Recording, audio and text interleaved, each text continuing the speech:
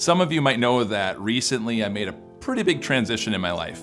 My wife Debbie, our 4 daughters, and I moved from South Florida all the way across the country up to Minnesota. I'm changing where I'm serving Jesus.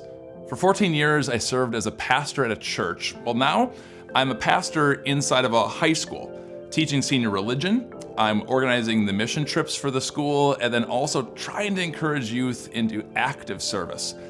Well, recently it was Grandparents' Day at the school that I teach, and Anthony, one of the high school seniors that I'm also having class, came up to me and said, "Hey, my grandfather's here. He's got something deep weighing on his heart, and he thought it'd be good to talk to a pastor. Would you mind?" And of course I said, "Yeah, that'd be great." So Anthony's grandfather comes in the room, introduces himself, his name's Dwayne, and after a little bit of small talk back and forth, he all of a sudden lays this question on me that I got permission from him to share with you today. He said, "When I was in Iraq, soldiers would go to church on Sunday, and then the next day they go back into the war on Monday and have to defend people and shoot at others, shoot at the enemy, hurt them, or even kill them." And he asked, "Are we wrong? Is it wrong for us to be over there? Was it wrong for me to be serving our country?" And I didn't know that Dwayne was a veteran. So the first thing I did is I just looked him directly in the eye and then said, "Man, thank you. Thank you. All veterans do things that the majority of Americans can't do, won't do. You put yourself in harm's way so that we can be free. And when you do that, you put yourself in some pretty difficult situations, like the one that Dwayne asked me about."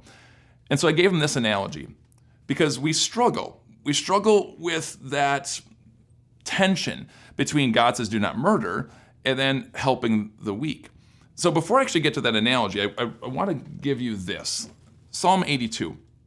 So God says this: "Defend the cause of the weak and the fatherless, maintain the rights of the poor and the oppressed, rescue the weak and needy, deliver them from the hand of the wicked." So those two things seem to contradict. Defend, which means you could end up killing someone when you do that, but God says do not murder.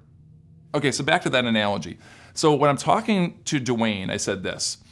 So I'm in my house. Imagine I'm in my house, and some guys break in, and they're threatening me and threatening my wife and threatening my kids. I'm gonna do everything I can to try to stop them. First, I'm gonna try to convince them to leave, but if they won't leave, we're gonna wrestle, we're gonna fight. The gun might go off, they might get killed. And if that happens, the American laws are gonna defend me. I'm not gonna go to jail for that because I was defending home. I was defending those who were weak. And Dwayne agreed with that, but he had a great follow-up question. He said, "But yeah, Iraq isn't our home. So are we wrong being there?" So I continued the analogy and said, let's say I'm in my house and those guys break in. They knock me out and they are threatening to do immoral, horrible things to my wife and kids. I want my neighbors in my house. I have great neighbors, but you got your own home. Stay away. But if I'm in need, I want them to come in. God has given us in our nation a lot of power, but with that power comes responsibility. And there in Psalm 82, God gives us the encouragement to help those who are weak, to help those who are in need. If you are a soldier, if you are a veteran, and you're struggling with guilt feelings about your service and what you've done, cry out to Jesus. Cry out to Christ, because Jesus knows. He knows what it is like to go into hostile territory. Jesus knows. Cry out to Jesus because he knows what it's like to look the enemy right in the face and have to take them out. And that's what Christ did for you, for all of us.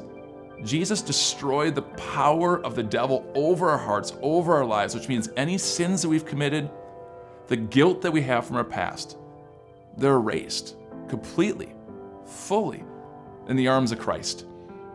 When I finished talking with Dwayne, I could see that he had peace in his heart, knowing that his service was done to serve others, to show love to others, and he walked away with peace. My prayer for you, veterans, our prayer for you, is that you have peace. Peace knowing that you did what you had to do, what you could do to help those who couldn't help themselves. May you have peace.